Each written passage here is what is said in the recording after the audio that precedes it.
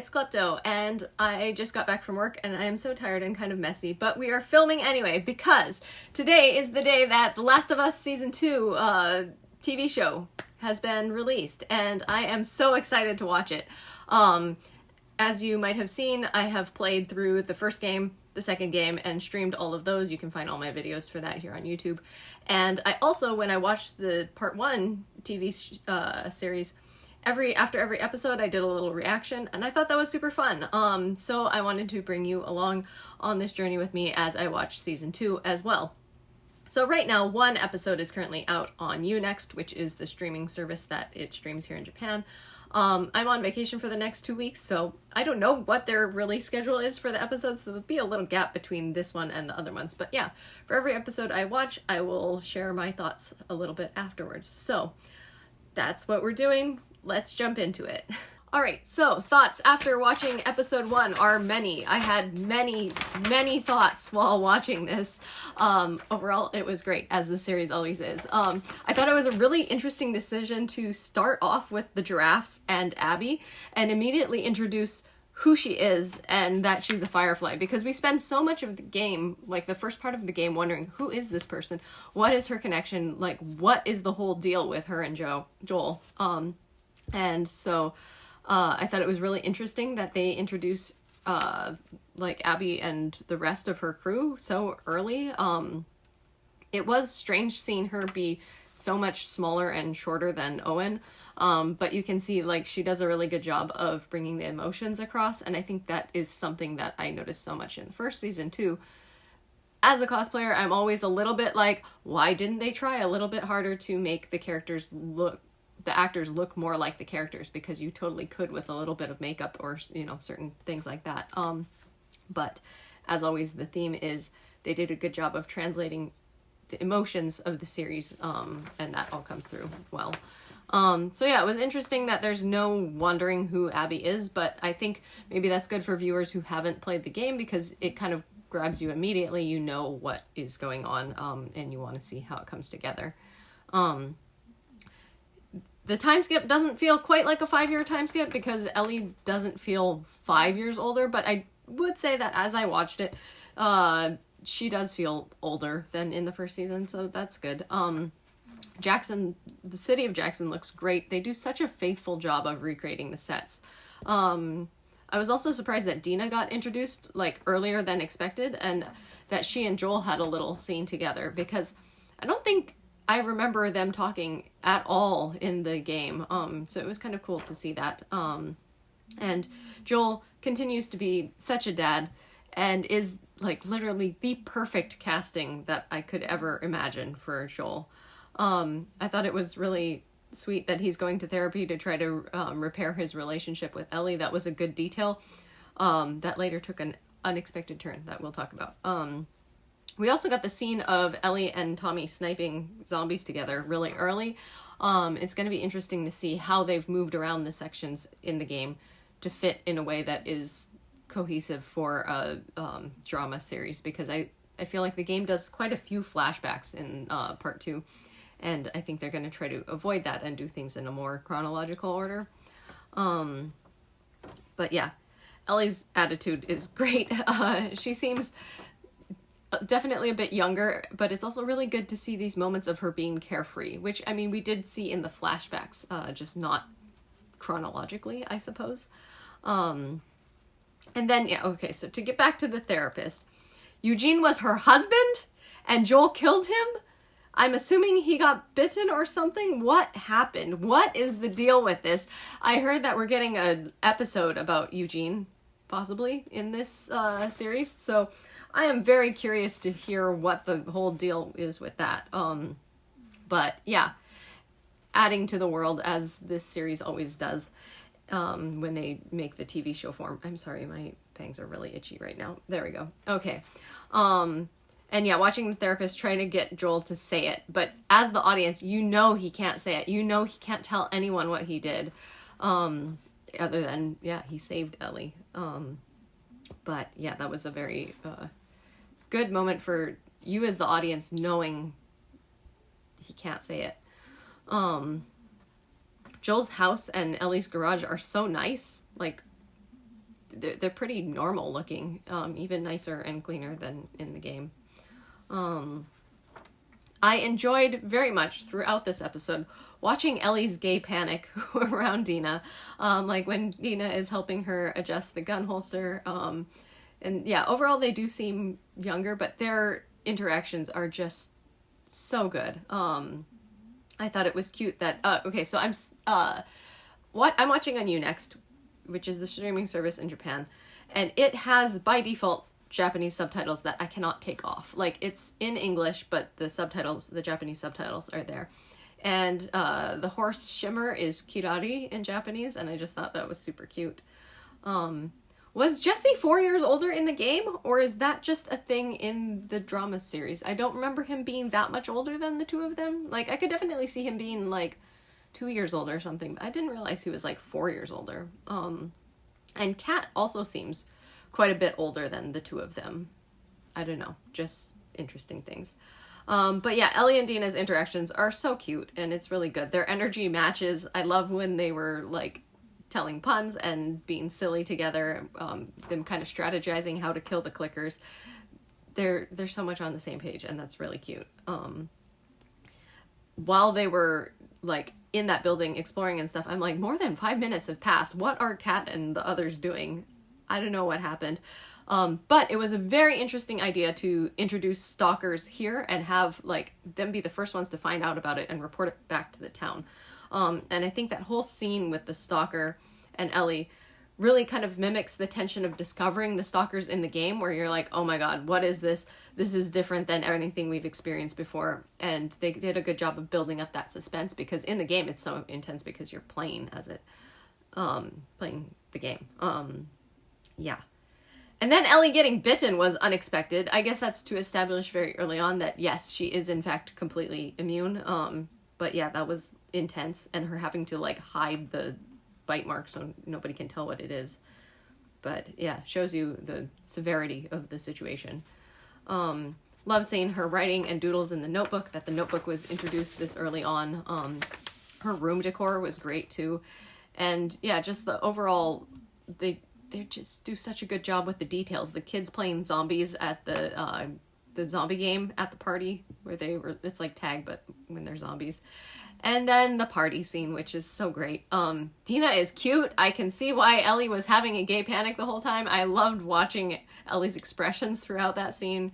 It was great. I feel really bad for Joel, because he's trying so hard. And he's so concerned about Ellie, and he's just trying to help. But yeah, there's just such a big disconnect there. And then the ending of this episode with the little hint that the zombies, that pipe with all the, like, roots in it and the way it was moving, are there zombies gonna find their way into Jackson? I'm not sure what is up with that. We're gonna see where that goes. I guess they need to figure out how to close off that pipe, but also, like, yikes, what is that foreshadowing?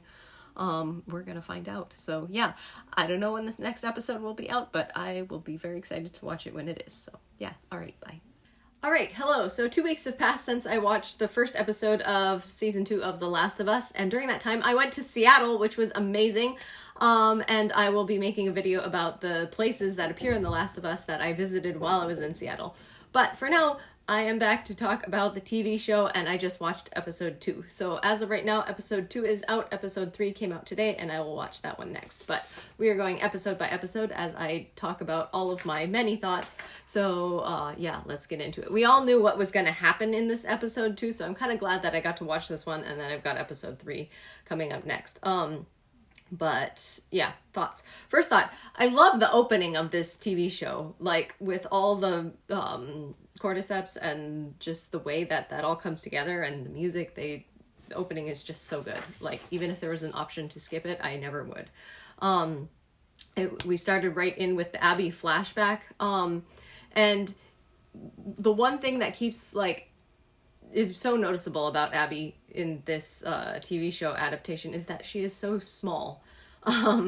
And I don't mean that in a way of it being bad casting or anything. I think the actress is doing a great job of portraying her, but it is interesting seeing her be so small when Abby, being this really huge powerful, muscular person is just what we were used to seeing in the game, and it was kind of nice to see a female character like that.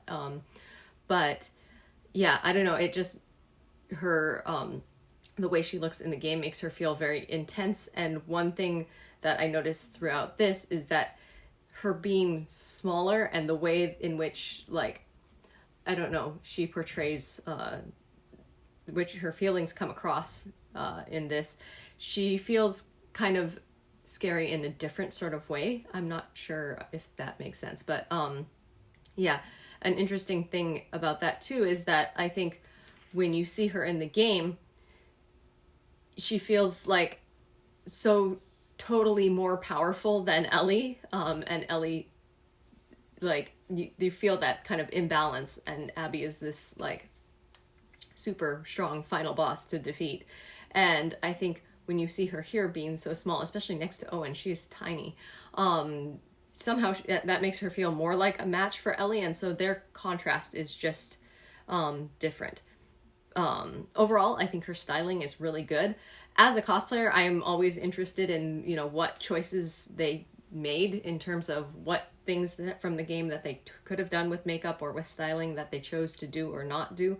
Overall, I think her styling is great. She does have a lot of mascara for Abby. I would have expected something simpler, but maybe that actress just has naturally very thick eyelashes, IDK. It always, because, you know, I am a cosplayer and I notice those visual details a lot, it always takes me a little bit to get fully immersed in the TV series world after having just played the game, so I am sure I'll get there, but yeah, I do notice these things a lot at first. So it was kind of interesting to see a little bit more at the beginning too of kind of what Abby's team is thinking, and how on board or not they are with her revenge against Joel, and they all just want to go home already. Interesting detail to change it to Joel and Dina being on patrol. And yeah, we'll get more into that later.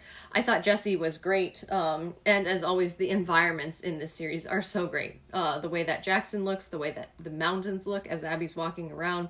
Yeah, just all the locations and sets are amazing. It was interesting too that Ellie and Jessie are the ones who end up in Eugene's hideout, not Dina. And I mean, I think in some ways that's a little bit disappointing because I did really love that scene with Dina, and that we got such, you know, very clear queerness right at the beginning. I mean, we already got a kiss, so that's good too. But, you know, I thought that scene in the game was really nice. It's kind of unfortunate that we missed that, but it's interesting that we got more Eugene backstory, and that was kind of used as another way to add to Ellie's survivor's guilt too. So I can see why they made the choices that they made. But yeah, I wouldn't say that these changes were necessarily better than the game, just different. Then the scene with Abby and all the zombies in the snow, so intense, so terrifying. The zombies really are a swarm, and that is how it felt in the game. I died so many times in that part. I remember how difficult that was, especially because I just not going the right way. But yeah, I think they did a good job of capturing that. It was just like, and especially when the fence fell over and she's crawling under and the zombies are up against the fence, exactly like the game. Great job with that. It was just really crazy having Dina along for all of that with Joel. But yeah, it was interesting. Then we had the guys out working in the blizzard. I was like, okay, there's a blizzard. We're all preparing for the blizzard and stuff. And yeah, these guys are out working on the pipes in the blizzard. Why are you working on the pipes in the blizzard? But yeah, that whole section led to something that I never would have expected. As the zombies were running around both towards the town and chasing after Abby, I noticed that a really good detail was the way that the zombies fall, they trample each other, they stumble and get back up, and I think that just really contributes to the realism and this kind of swarm feeling. You know, the zombies don't care about each other at all. They don't care if they fall down and trample each other, and I think that was just a good detail and led to, yeah, them feeling all that more scary. The part where Tommy and Maria are kind of preparing for the invasion was really interesting to see, you know, all the things that go into prepping the town for that, using the vehicles as a barricade for the walls. That was smart. And in that moment of seeing what they decided to do at the town, I could totally see why they left Tommy back and decided to take Dina on patrol with Joel. So yeah, that made sense. They completely changed that around. Then, oh yeah, it was interesting how they were fighting the zombies with the like barrels of gasoline and fire. Thought that was a great idea. Visually, like aesthetically, very cool fight scene. Seems a little risky to start lighting things on fire with gasoline while your walls are made of wood. Like, thank goodness it was snowing, but also like these gasoline covered zombies are trying to climb up your wood walls. Is that not gonna light your walls on fire? Either way, like, cool fight. And wow, they used up so much ammo. I think that adds to the whole frantic feeling scene. Like, they're using up so much ammo. Ammo is not something that they can just like produce anytime either. So yeah, you feel how frantic and desperate that situation is. And I think that this scene too was really interesting in contrast to all that we've seen of the town of Jackson being so normal and like such a average feeling little town. I mean, you know that they're in the middle of the zombie apocalypse, but within those walls, life felt relatively normal, and that was all just gone in a second. Yeah. Then we get back to the scene at the lodge, where the wolves are bringing Joel and Dina in. And Joel is such a dad, even in that moment, you know, watching out for Dina and everything. And we see Abby's sudden switch of personality once she reveals to everybody that this is Joel. And yeah, I don't know, she's just a very different kind of scary, but she sure is scary. And I think seeing Joel too be sure that he's telling the truth to protect Dina, the way he glances over at Dina was, yeah, a good detail. I was really surprised to see Abby tell Joel who she is. I mean, it was interesting enough that the TV show decided to tell us, the viewers, who she is right at the very beginning in the first episode, but also to reveal to Joel who she is, because that was such a mystery of the game. And the way that you play the game going, who is this person? Why did she want revenge so badly? Like, what did Joel do? It's kind of interesting that they took out that suspense. Narratively, maybe it makes it easier to follow if you're not already super invested in the story. And it did create an opportunity for a very emotionally intense moment as, you know, we hear about Abby finding her dad and everything. And then also seeing Abby's team's reactions to the things that she's saying. Like, Mel is so totally not on board with this and stuff. But yeah, interesting to compare those changes. And yeah, then of course we have Joel's death, where he is stabbed with a golf club rather than being hit in the head with a golf club. And I think I feel like the way that the sound faded out just kind of came across a little bit differently than in the game. And I have to say that I still think that the game version of this was overall more shocking and just more, I don't know. I think the game did it a little bit better. But I do think, you know, Ellie's reaction was good. She did a great job of, you know, bringing across that emotion.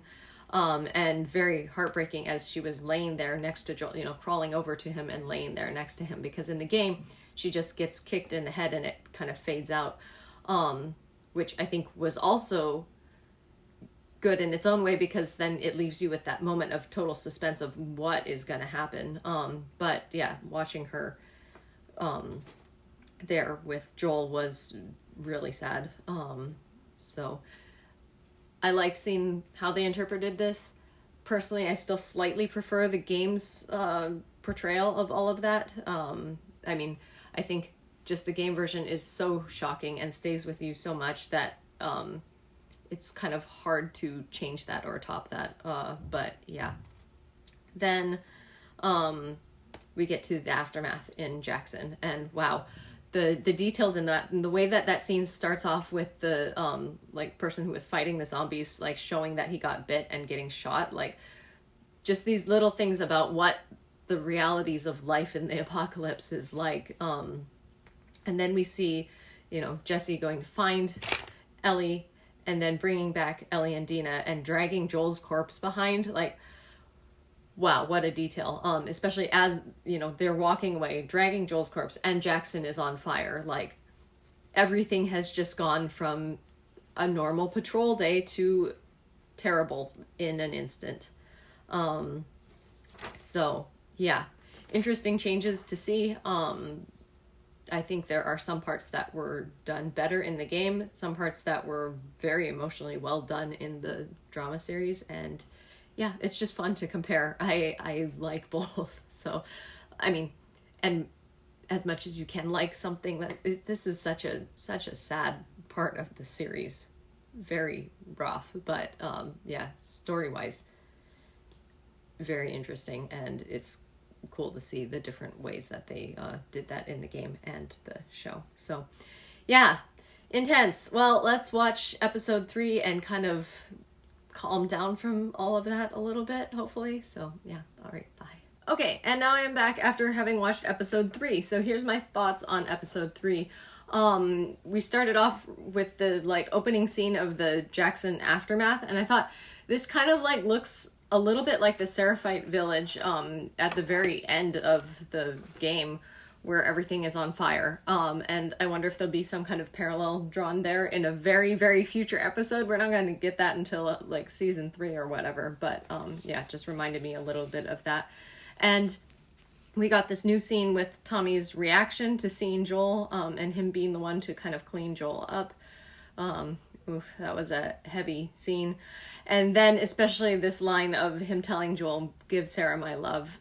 That was rough. Excellent addition to making this even more sad. And then the way they pan back and you see that the room is just full of bodies.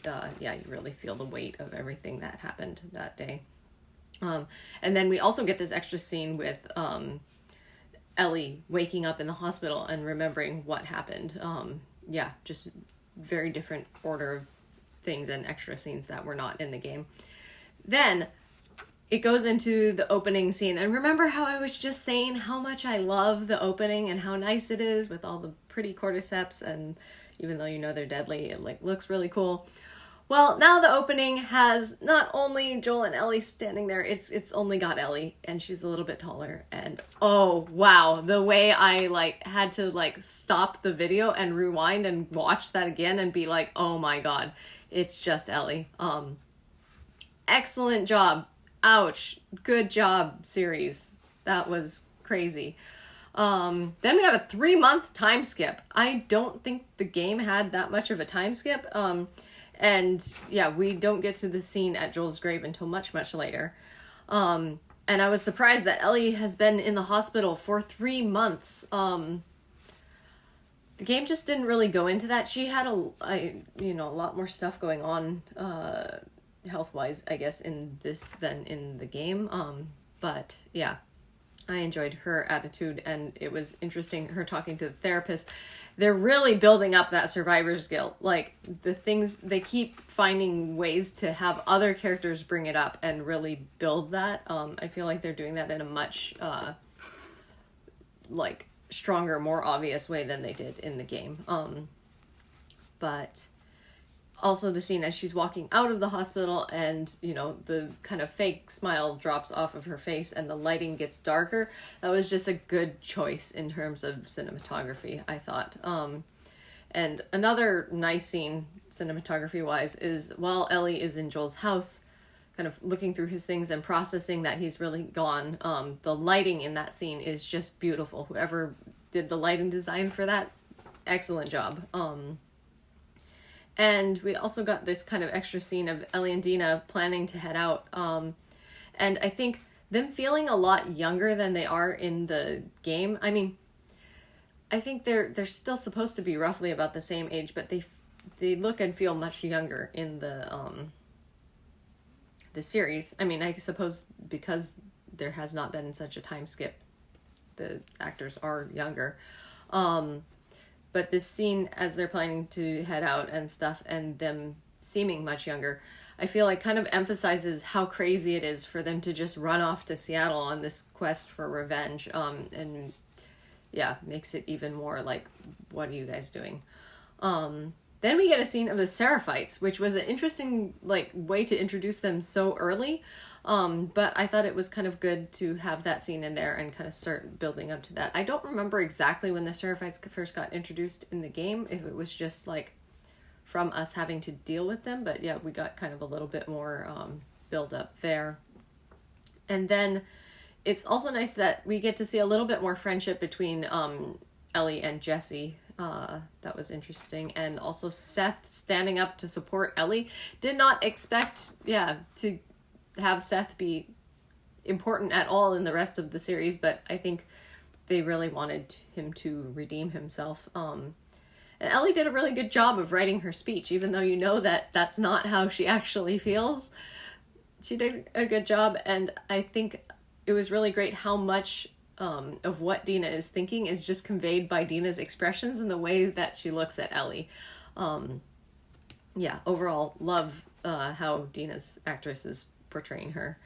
Then we had the scene with Tommy and the therapist, and the baseball field looks strangely normal. Like, the cage thing so that the baseball, when you hit it, it doesn't go, like, past a certain point. Like, I would have expected it to be made out of more random materials rather than looking so perfect. But anyway, that was a good little extra scene. I feel like they utilized this therapist character well.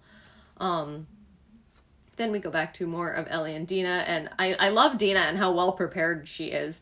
But a big thing that I noticed in this episode is that she and Dina, or Ellie and Dina, just don't feel as established as a relationship as they were in the game. And I was like, this is kind of weird because the game sets it up pretty early that they are together, and as they're leaving the town together, you're like, okay, we're going off to Seattle, like Ellie's going with her girlfriend, rather than here there's kind of a like, do they like each other, are they just friends?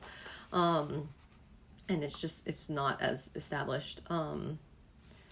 What did I write here? Oh, okay. So then we have the scene where they visit Joel's grave. And I was kind of surprised that the graves are so far outside of town, where in the game they felt like it was probably not that far away. But I guess it makes sense. They only have so much space within the walls of the town.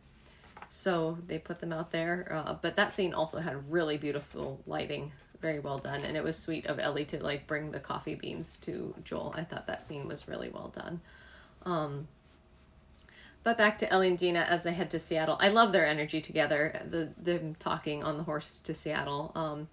And then we had the scene of them in the tent, and I thought it was weird that Dina like still thinks she isn't gay. I'm not sure if she just like doesn't quite have the confidence to say that she's bi yet, but like things were so much more established in the game. I kind of wish that we had that, but I guess this also fits with them being a little bit younger. They're still figuring things out, I guess.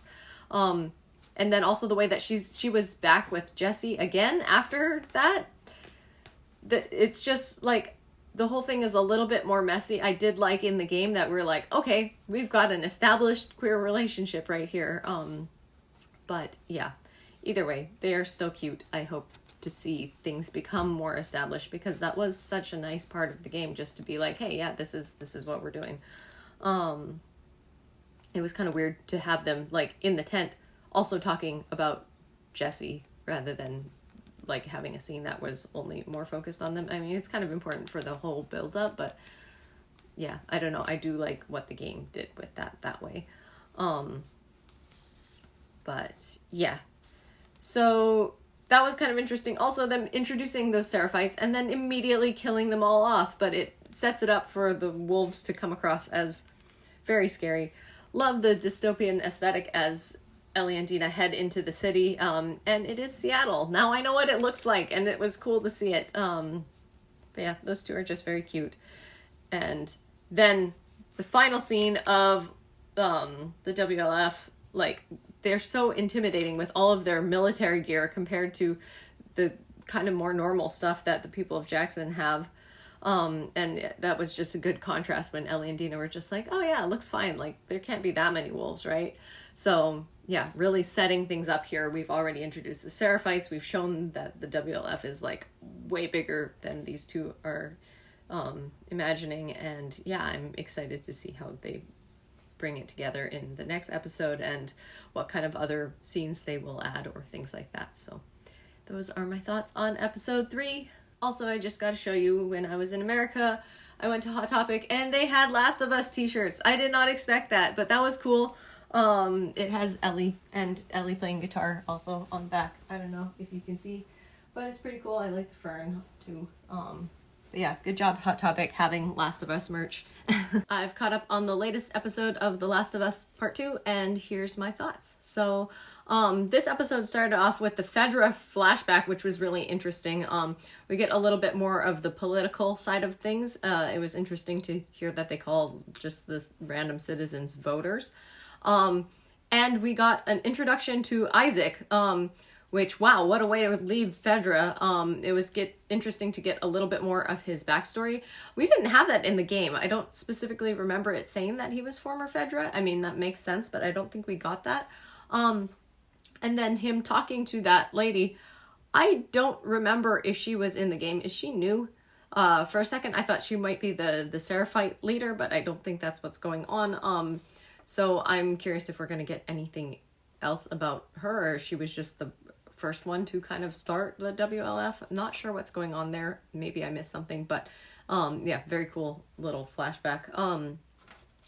And then it started off with the opening again. Again, like, just having Ellie there without Joel kills me. It's going to for the whole series, I am sure of it, but wow. And then we get back to Ellie and Dina's part of the story, and they are sure, like, making it very clear that Dina is pregnant, like, with the whole pregnancy test thing at the beginning. And so there's not that moment of surprise where, like, in the game, there were only a few hints before she actually reveals it. And then you look back and you go, oh, okay, I see, you know, there were hints along the way, but, like, I wouldn't have guessed that. So I think it's interesting that in this season 2 of the TV show, they're giving away so many things way earlier than they did in the game. And why? Not that it's necessarily good or bad. I just want to know why they made those changes. Like, we found out who Abby was super early. We get to know that Dina is pregnant super early.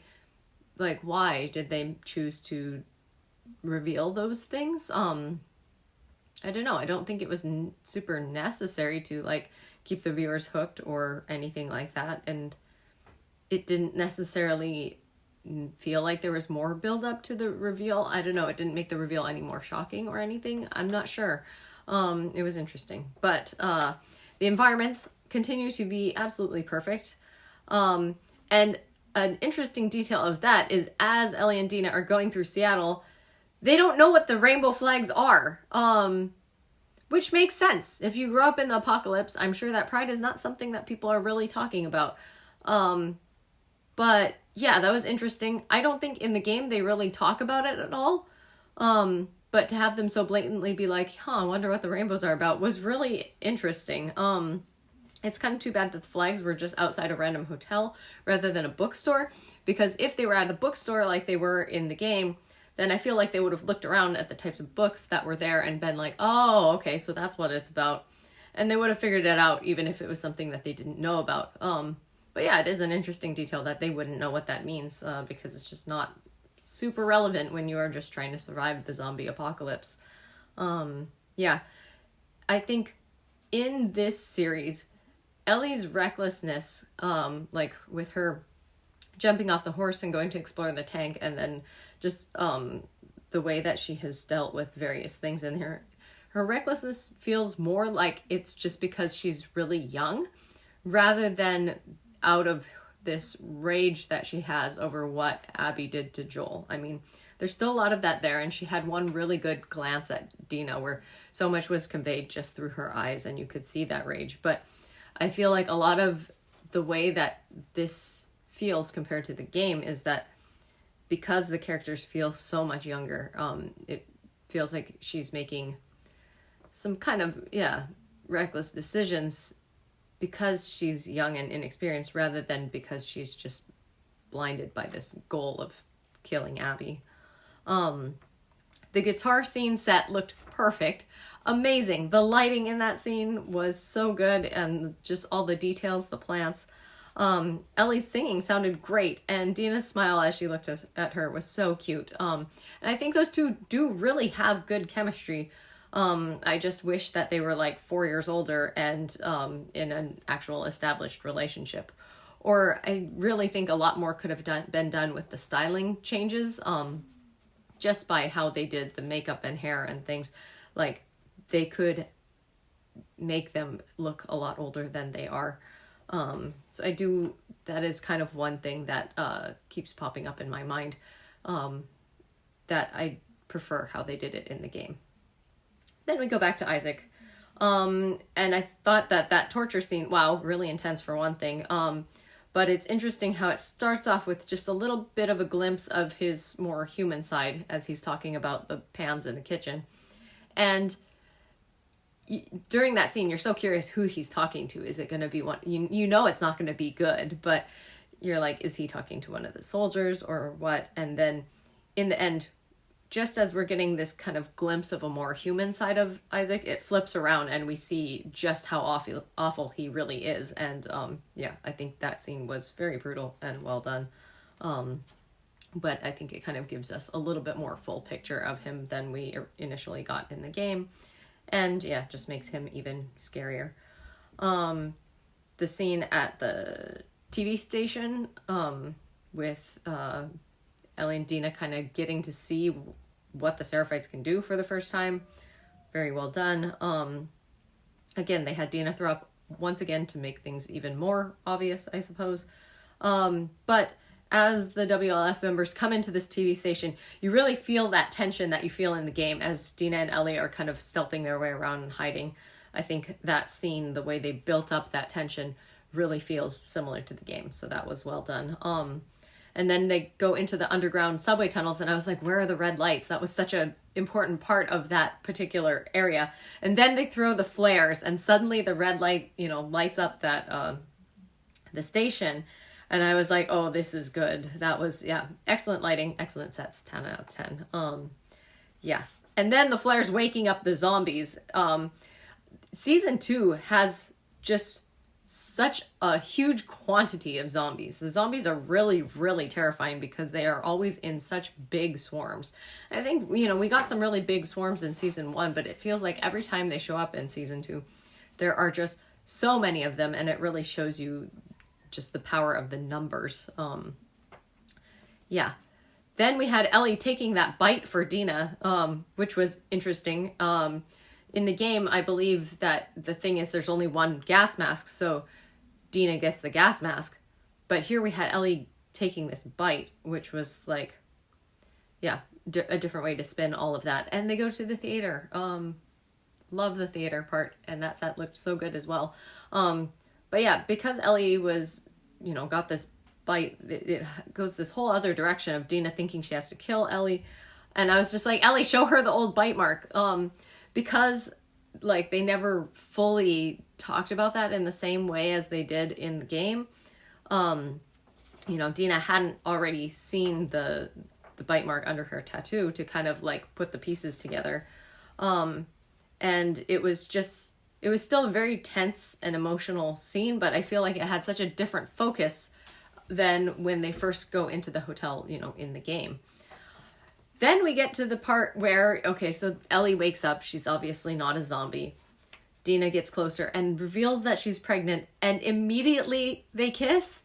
Why is Ellie okay with this? And I just, in the game, all of the way that was done, that scene made so much sense in terms of the characters, being angry with each other, being angry that they hid things from each other, and them both needing to talk things out and just communicate about what's going on, and needing some time and space for that. And Ellie being angry at Dina, obviously not the best way to handle things, but it felt very human and very realistic. But this part, I get that they're both relieved to be alive, and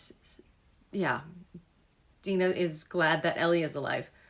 But come on, would you immediately have sex with your friend who is supposedly not gay right after she tells you that she's pregnant? what is going on there? I was just like, how is Ellie okay with this? I don't understand why Ellie is just like, okay, I guess this is fine. I mean, I suppose Ellie is just really happy about Dina liking her back, but yeah, I don't know. Did not really like the way that scene went down, especially because I think it's so good in the game.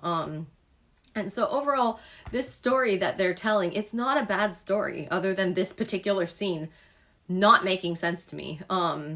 But yeah, the story that they're telling of these two girls is not a bad story, but it's also not the same story. And I think as a queer person, it was so, like, it meant so much to me to see these two, like, really cool female characters just in an established relationship in the game, and not having to get there, just having it be a thing, and more about how they navigate that relationship, especially when something like one of the characters suddenly realizing she's pregnant pops up. Like, how do you deal with that when you're already in an established queer relationship with somebody else? Like, yeah, I don't know. That was, yeah, I just thought that it was nice to see the game portray them as already in a relationship. So in this, it feels like they're kind of just speed running things, like, so shortly after. It's just like Dina's like, hey, so yeah, do you want to be my girlfriend and also raise this child with me? Like,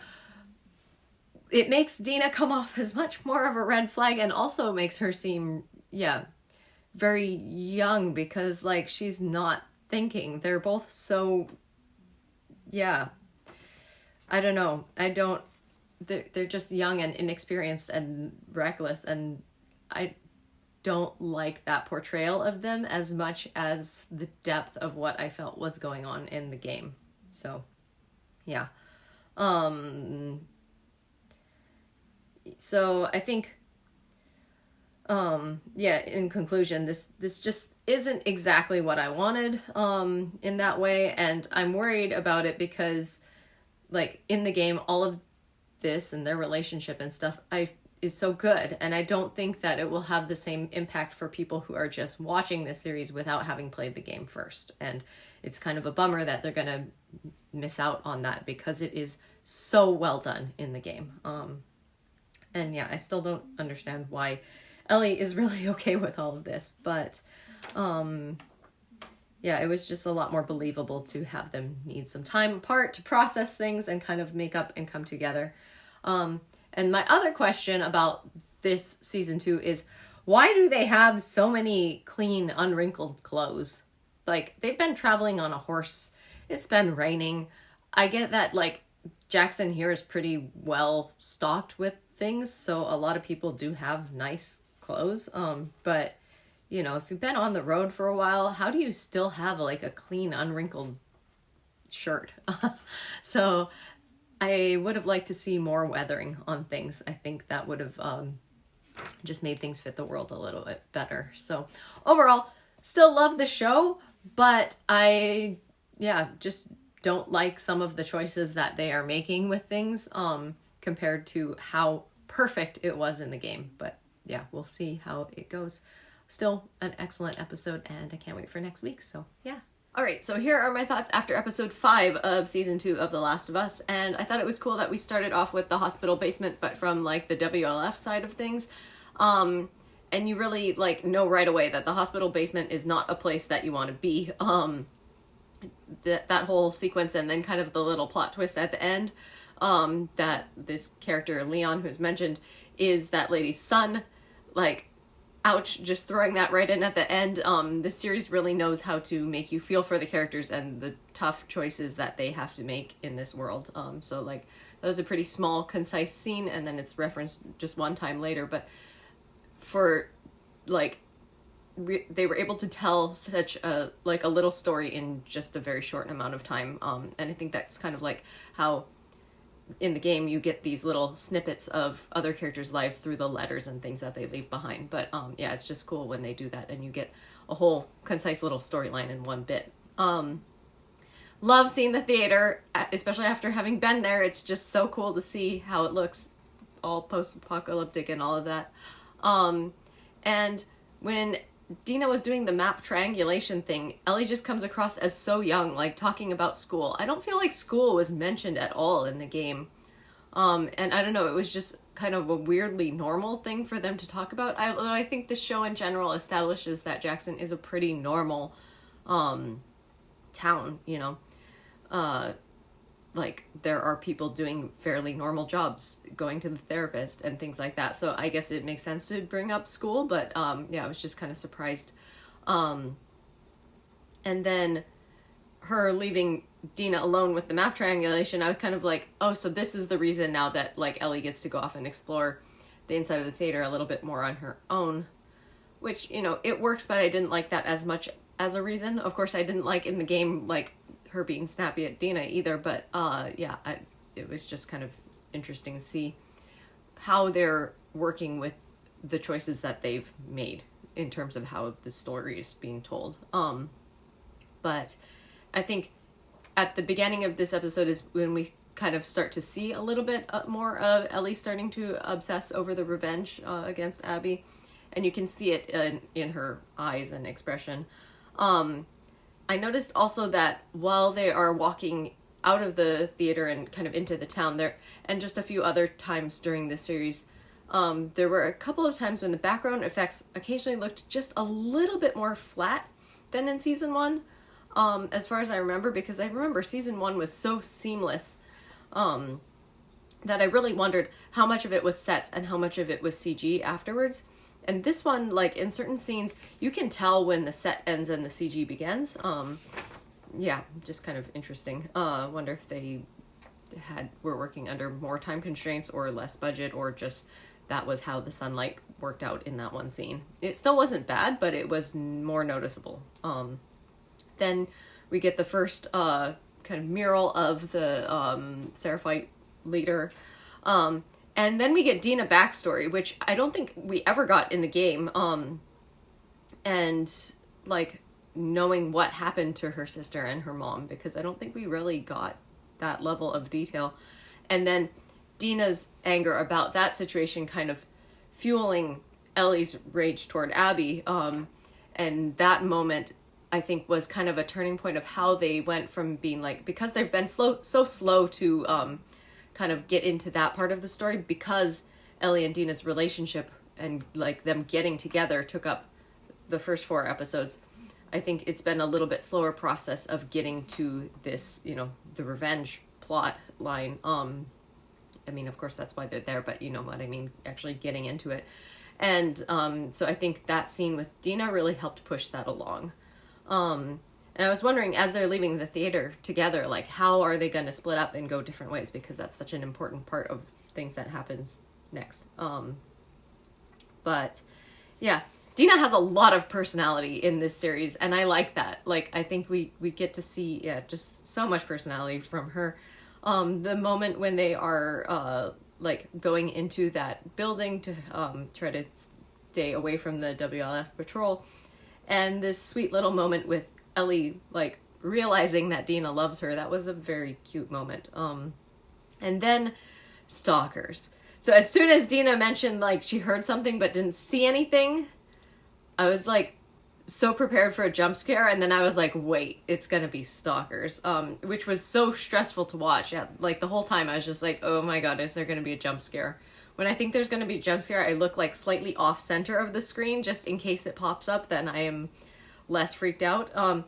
But one thing that I really like about this, the way that Last of Us works in general, is that there's very few jump scares for it being a horror zombie series. There's some in the game, of course, and there are some in the series, but overall, I think they do a good job of building up tension without the need for jump scares. So the stalkers are terrifying, but just showing them slowly is very effective, and we don't need to have one pop up and have this sensational moment of, like, it jumping out. It's just, like, this more quiet scariness of just knowing that they're there, and then seeing that there's more and more. There sure were a lot. That was a very tense scene with Dina in the fenced-off area and all the stalkers trying to get in. And Jesse showing up this early. I was really surprised. I was glad that he gets a little bit more screen time because he's a great character, and it'll be fun to see what they do with him. And are they going to throw in even more drama between him and Ellie and Dina, since he's got more time? But then we go right into them running away from the Seraphites in the woods, and I think that first shot when the Seraphites show up with their torches was just so atmospheric. It looked really cool with the fire showing through the trees and the way all the lighting looked in that scene. And yeah, they introduced us right away to the brutality of the Seraphites too, and also to the real cult aspect with them all chanting together. So as they're escaping, Dina gets shot in the leg, which is going to explain why she is going to have to stay back for the rest of this. And then Ellie finding the hospital alone and going off on her own there. I was surprised with how that all worked, but like it made sense. So, that way Jesse can take Dina back to the hospital safely and Ellie can go on alone to the hospital. Or Jesse can take Dina to the theater. Did I say hospital? Theater. And Ellie would go to the hospital. Then we get to see some of the tall grass and the dogs, and just, I like when they throw in the little references to the gameplay. And then there's the whole scene of Ellie confronting Nora at the hospital. So overall, I feel like the timeline of things is moved around, but we're getting all the pieces. It's kind of falling into place. And the wall stalkers, but worse this time, was wall zombies that are still alive. We didn't have just like jump scare wall stalkers like I was expecting, but this kind of very eerie, quiet moment of Ellie seeing these people who are still alive but completely infected in the wall, including obviously Leon, and kind of tying up that story and making that all even more tragic. And yeah. Then we have the part where Nora reveals that the doctor was Abby's father. Was that in the game? I don't remember that being the moment when that is revealed like that. I feel like they're giving away a lot of information. Was that how it happened? I don't think so. I'm suddenly forgetting some details, but I was surprised that like Nora just laid it out for her so clearly. But yeah, Ellie's stare was so intense. We really see this kind of obsession starting to take over, and I was just what does this say? Sometimes my handwriting is hard to read, but yeah, just like in the game, that scene really mirrors when Abby was killing Joel, and the way they do that parallel is very well done. And then I was like, yay, flashback time, we get a happy flashback, and then the episode ends right there. Oh my gosh. So we gotta wait for next week before happy, fun flashback time. But yeah, this was a really good episode. Had a little bit of everything. We got to see lots of different parts going on. Jesse's here already. And yeah, I can't wait for next week. There's only 2 more episodes before season 2 is over. Oh my gosh. What am I going to do? I'm going to have to go watch it all over again. But yeah. All right. Well, until next week. Wow, what a good episode. Like, we knew it was going to be because of the way that the last episode ended, but I was still completely unprepared for all of the things that we got in this episode. To start off with, I was like, who are these characters? And then immediately realized that it was young Tommy and Joel. Their dad was really scary. You spend that whole scene feeling like he's unpredictable and wondering, what is going to happen? Is he suddenly going to, like, flip and be angry? But then in the end, the way that scene, like, calms down and sets it up for this idea that Joel wanted to be better than his own dad, was done really well. I love that we got that scene. And then the opening part and Joel being back in the opening again. And so that also, it's going to be a flashback episode, but wow, after not having had him there in the opening for the last, few episodes, having him back again, like, the emotional roller coaster of those 2 little silhouettes in the opening sequence of having Joel there and then not there and then back again is just, it's amazing what they can do with 2 silhouettes. But yeah, then we get to see that it was Joel who actually like fully customized the guitar and added the moth.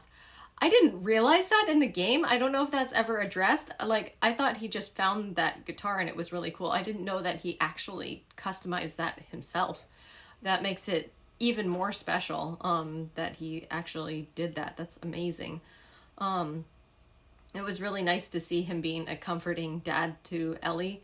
But just for reference, do not wrap like a 3rd-degree burn like that. It should not be wrapped up immediately. Do not put something on that. It will stick. My first aid senses are like, no, don't do that. But yeah, that scene, we got to see Ellie's knife stuck in the table in front of the window. Nice little reference to the game. All the moth drawings on her wall. And then Ellie eating the cake. That was just such a cute moment of her being a kid. And I think throughout my reviews after each episode, I keep talking about how Ellie feels so much younger here than she did in the game, but I think they did a really good job with these flashbacks because she definitely feels much younger in the flashbacks than in the other episodes. Joel singing, Ellie smiling, that was just such a nice moment, and like Joel really is a good dad. And then we get the dinosaur scene, which, oh my god, my favorite. Yeah, I just really love how Bella is younger Ellie. Just such a perfect performance. Like, I think there's some things with older Ellie that I wish they'd done differently in terms of the writing of this series and the styling for Bella, but like, especially for younger Ellie, I think just everything is perfect. The dinosaur scene was so good, and I just love these moments of Joel and Ellie so much. And the museum, like, really is so cool. I would have a great time there. Seeing Ellie's smiles and how just everything looked exactly like it did in the game. They did such a good job with this part. And this whole sequence just made me so happy. The only thing is that we didn't get the moment of Ellie putting the hat on the dinosaurs. Sorry, my notifications are on. Let me turn that off. We didn't get to see Ellie putting the hat on the dinosaurs, which it's a bummer that we missed out on that, but the space part was just so good. It's nice to see Joel being so playful, and I like how they worked in Ellie picking out a helmet out of the cases, just like they did in the game.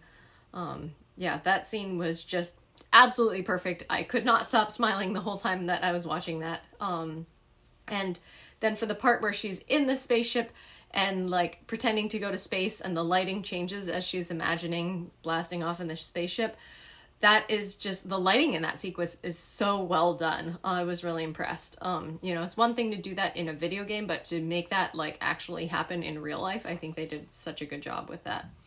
And then Joel crying when he sees her reaction. And you know that he did do better than his own dad. And that was just such a touching moment. But then that scene ending with Ellie noticing the fireflies and you're going, oh no, here it comes. Then I like how we jumped to her next birthday. And suddenly the cake is not vanilla, it's chocolate. And you know that that takes more time for them to make. It's got the proper spelling of Ellie. And just like those little details and seeing the passage of time and all the story that is told without them even saying anything, but just by just showing a chocolate cake with the correct spelling says so much. And we get to see Ellie and Kat, and I think they did a great job of making Ellie feel older just over those few years. And it was nice to have this little scene and see this part of the game and when she moved to the garage and everything. So yeah, I was glad that we got this to kind of fill in that gap, because this is part that's only like talked about in the game, but we never get to see. When Joel comes into the room to talk to Ellie, it was really fun looking at all the stuff on her walls. I was glad to see that she is also a Linkin Park fan. That is correct, she should be. And it was a nice moment of Joel like being willing to try to make a connection with her, to try to be open-minded, even though he's kind of worried about all of her behaviors and things. But to take a moment and, you know, ask about what Ellie likes and, you know, why does she like the moths and stuff, and be curious and show that. I think that was really nice to see, that moment of him really being a good parent and reaching out. Honestly, I think that's something that more parents should do, and showing that interest was, yeah, really nice. And And then the way that Joel goes to the therapist to ask about the dreams, and then his shocked face when he finds out what the moth means. But yeah, it's just so great that we get to see all of this. Then we skip forward another birthday, and this was the only time skip that was a little bit less convincing, I thought. It didn't feel like as much time had passed. But I also didn't realize it was that much later before Ellie learned the truth about what happened at the hospital before. So yeah, that was her 19th birthday, and so she didn't end up actually patrolling until she was 19, even though like they were talking about it quite a bit earlier when she was 16. But yeah, when Joel talks about wanting to spend time, you can just see all of the thoughts going through Ellie's mind, and I thought, yeah, just a lot is conveyed only with her expression. And then we finally get to see Eugene, because like from the beginning of the series, I don't know, it was in some trailer or something, it was kind of mentioned that we would be talking about Eugene more. Some people thought he would have his own whole episode, but finally we got him.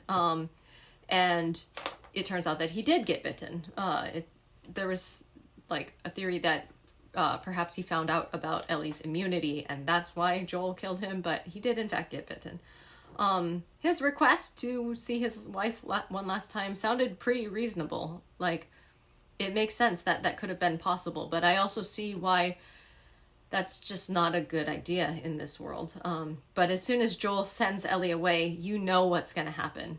And you know that Ellie knows what's going to happen, but she wants to trust him. And that was just such a sad scene of Eugene's final moments. And I think one thing that they did really well was the silence as the gunshot fires. And so you don't hear the gunshot, but you know it did because of the birds flying. And things like that they've done with the cinematography of this series are really well done. Ellie realizing that Joel broke his promise, and now the way that just fuels her doubt about everything and whether she can trust him even more. Yeah, so I can see why Joel wanted to tell the story that he told to Gail. That would have been kinder to her. And honestly, Ellie ruining that was pretty terrible.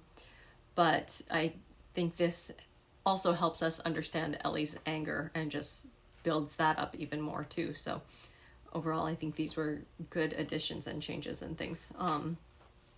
Then we're back to the New Year's party.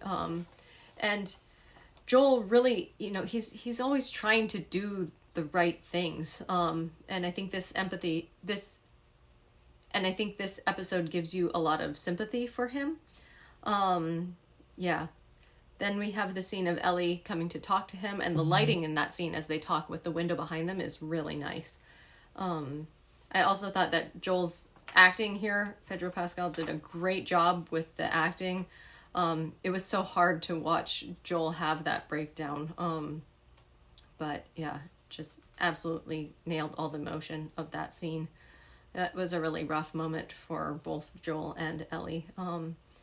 And just, yeah, that whole scene of Joel telling Ellie that he loves her, and this kind of echo back to the beginning of the episode of, I hope you do a little bit better than me. Ouch, the way that all ties in. So well done. I was crying for sure.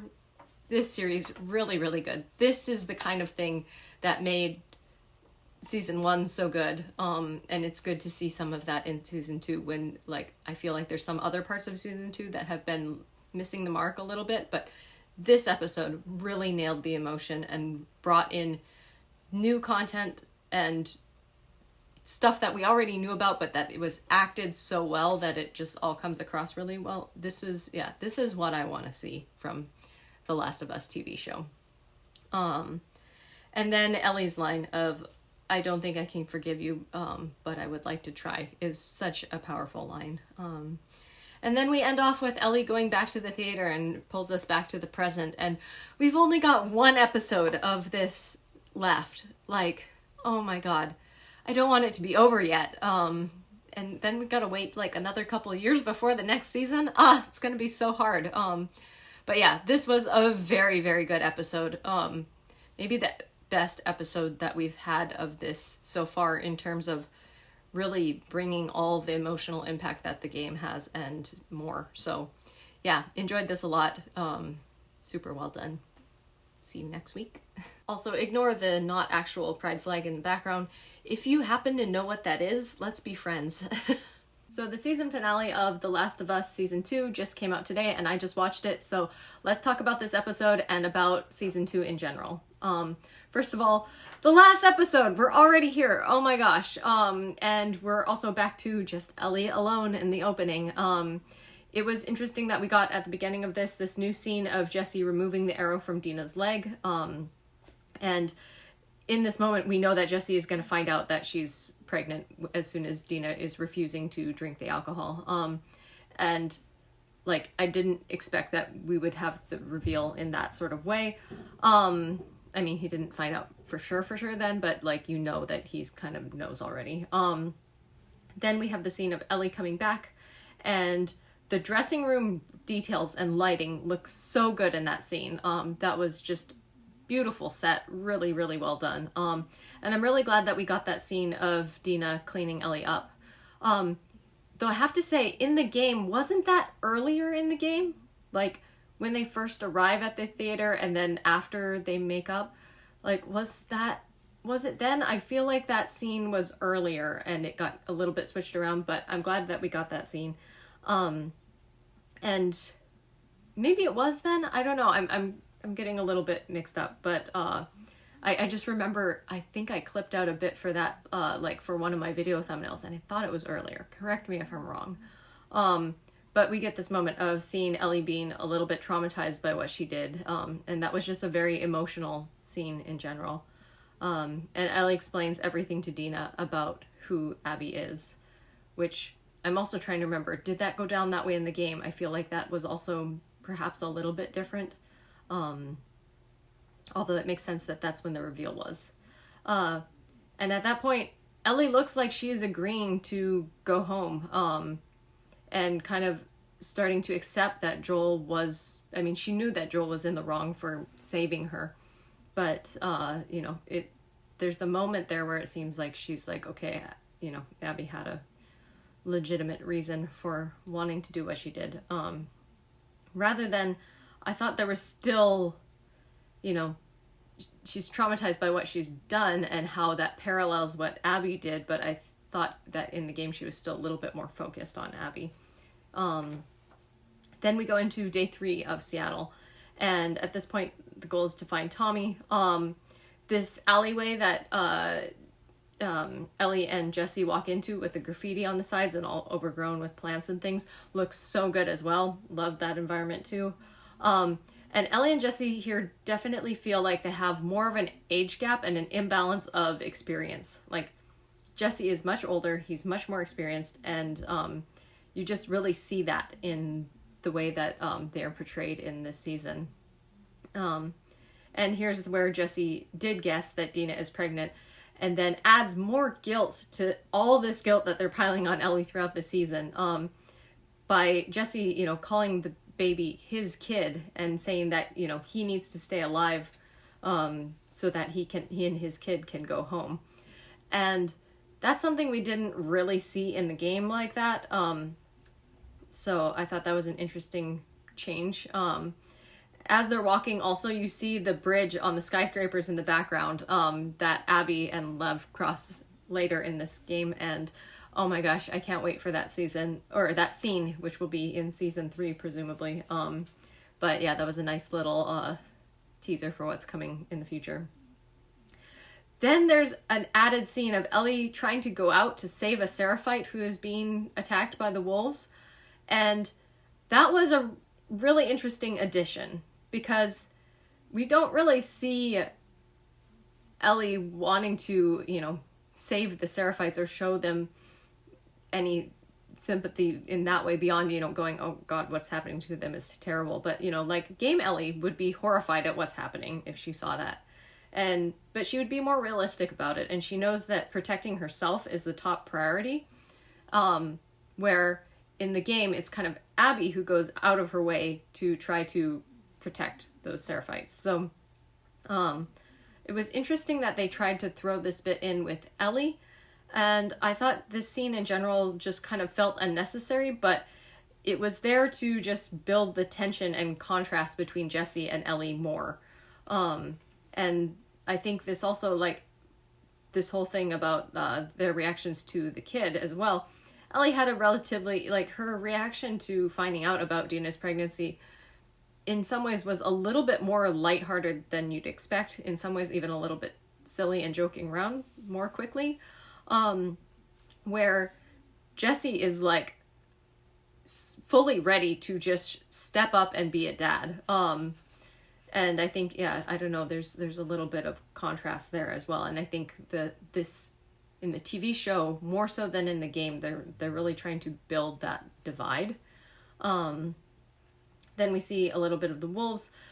Costco is a great base for the WLF. Like, that's a really good idea. That would be a great place to survive the zombie apocalypse. I've thought about this before, because there's huge quantities of supplies. You have a big warehouse to work with. Like, yeah, that's great. Then we see this part about Isaac wanting Abby to be the next leader. This was another little added scene. Maybe it was mentioned in passing, but I didn't feel like there was quite this much emphasis on Abby needing to be there because she's the next lead. I mean, she was a strong member of the WLF, but am I forgetting some of the parts of the game?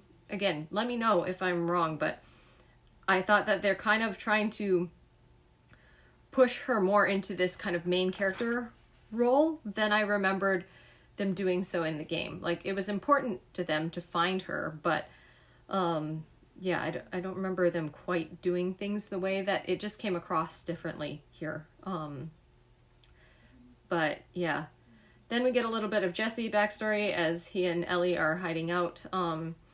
But they just don't have the same friendship and connection that they have in the game, I felt. Yeah, and I really liked their friendship in the game, so I think it's slightly disappointing to see the kind of rift between them here. As they walked away, the little giraffe plushie laying there was a nice detail. And then it's as they are trying to find Tommy that Ellie figures out the aquarium bit, and then yeah, this leads to a whole bunch more tension between Ellie and Jesse. Jesse's focus on this is really about community. And I think what the TV show is trying to do is really set it up so that Ellie is kind of on this revenge quest that is, about her community, but it's being a little bit selfish. And then where Jesse is really focused on what is best for the community as a whole, and kind of stepping into Maria's role eventually. I see why they set up this contrast like that. I think there might be a little bit of a level of that in the game, but it just came across really differently, and almost by pushing it too hard, the characters in the TV show, I think, to me, like, I see what they're going for, but it almost makes the characters a little bit more flat to have that be their one thing, and that their decisions are all centered around this one thing. I mean, in Ellie's case, kind of, yeah, because that's, she can almost be more intense about that, and it kind of brings up the contrast. But to almost, I don't know, by having Jesse have this thing about the community, I just didn't feel like he quite came across that way in the game in the same way. Yeah, I don't know. In some ways, it almost makes them feel a little bit flatter to me. Then let's see. Yeah,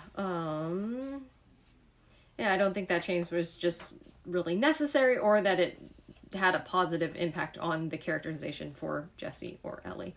I think they also kind of flipped things around with bringing that Seraphite kid that Jesse decided not to save.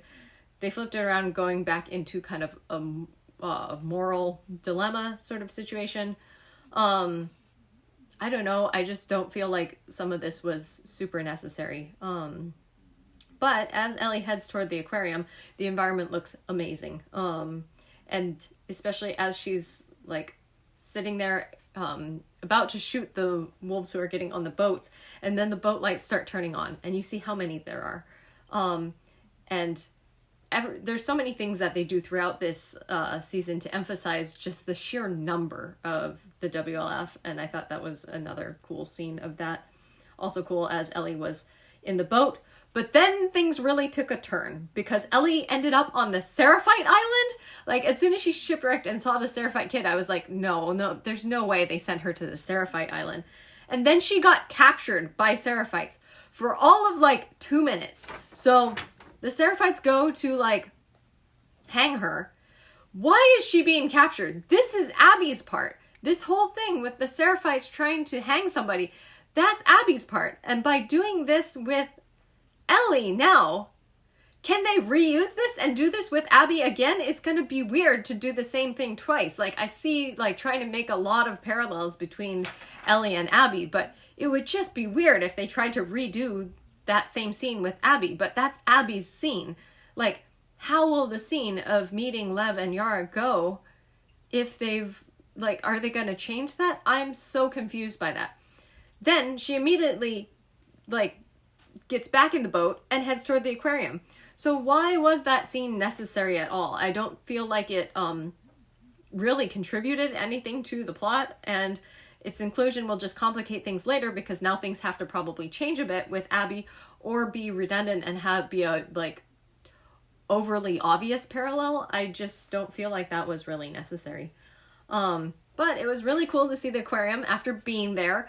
Like, I was just there a couple weeks ago, which I will be making a video about in the near future because it was super cool to see it in real life. The aquarium in the TV show looks just like the game. The way the rain was coming through the kitchen ceiling, the surgery table, all those details were just spot on. And yeah, I think they really built up the tension as Ellie's walking through there too, and that mirrored the game really well also. And then we meet Mel and Owen, and suddenly one shot kills them both, which was a bit of a shock. And then the whole part with Mel. So Mel asking Ellie to cut the baby out, Ellie starting to try. Yeah, that was definitely way more traumatic than Mel's death was in the game. Yeah, and then Tommy finding Ellie in that state with Jesse, and Jesse also seeing what happened. Again, just piling the guilt on Ellie because, yeah, like, she knew about that. We had a very emotional reaction to all of that, but it's not like Jesse saw that in the game. Yeah, I think this TV show just has a different way of emphasizing the horrible and traumatic things that all of these characters do to each other. I wouldn't necessarily say that the game or the TV show is doing certain things better in terms of this particular point, but yeah, it's just really different. I think the way that they're presenting some things. Yeah. And then we're back at the theater and we get to see Jesse showing this moment of him caring, and we actually see his friendship with Ellie and him acknowledging that Ellie would also do anything to try to help him. And this is kind of the first moment that, in a while where we feel a more even level of friendship from these two. And it was nice to see that, and I kind of wish that there was more of that because I really did like their friendship in the game. And then, of course, everything changes in an instant. Jesse's death is just as sudden and shocking as it was in the game. And overall, that scene just went down exactly like it did in the game. But Abby doesn't quite have the same intimidation factor when she is tiny with very obvious eyelash extensions. That's not, of course, to say that people who are small or who have really long eyelashes cannot be powerful and intimidating, but she feels more like a match for Ellie, and less of a final boss, because in the game, with how huge and strong she is, you know that there's no way that Ellie can physically overpower her. And so being on Abby's home turf of Seattle, Abby being already way stronger than Ellie and having the upper hand, she just yeah, comes across as so intimidating, and we're kind of losing a bit of that just because of the choices that they made of how Abby is depicted here. But yeah, overall the episode ended exactly where I expected, but I didn't quite think that we'd get to see the start of Abby's route. But it kind of helps people get hooked in for season 3. Which, yeah, I mean, when I think about it, that's where I like saved for the night after playing that section of the game. You get through that, you go, whoa, and then it starts up Abby's story, and you're like, oh my gosh, I'm in for a whole bunch more. So Abby is walking down the hallway in the WLF headquarters. Random small detail, because of course I pay attention to costuming and the choices and things. Why is Abby wearing like a normal bra? I can tell because like you can see the little buckles on the straps through the back of her t-shirt, but like she should be wearing a sports bra. She does a ton of physical activity. I feel like a normal bra would probably not be comfortable for all of the things that she does. I thought that was a little bit odd and could have been better done. So yeah, like when you think of costuming, think of all of the little bits and also what will be visible, because yeah, you could see the fasteners quite clearly. That's just me nitpicking on little details, but yeah, like when you think of costuming and world building, starting from the foundation in a way, I guess. But yeah, it was really good to end with that shot of the stadium. Love that in the game as well, and how you really get an idea of the scale of the things that the WLF is working with compared to Jackson, because you know you already start off being like, wow, Jackson's a whole city now, it's grown so much and it's got all the things a little town has. But then yeah, like WLF Seattle on another level, they've got farms, they've got trucks in the stadium, like yeah, so much more organized and everything. So thoughts on this season as a whole. This season was not nearly as faithful to the game as season 1. And I have to say that I don't agree with all of the changes that they are making. I think there are some things that they did okay, and a few changes that I think were for the better, but overall, I would say that the changes tend to be have a slightly more negative impact on the plot and story to me than positive. I think there were some small good things, but I still do think that the game is the definitive version of Last of Us Part 2, which is interesting because I honestly liked season 1 of the TV show so much that I would say that it added things to the game and even made some improvements upon the game's story. But season 2, I still think, or like Last of Us Part 2, I still think is best experienced as a game.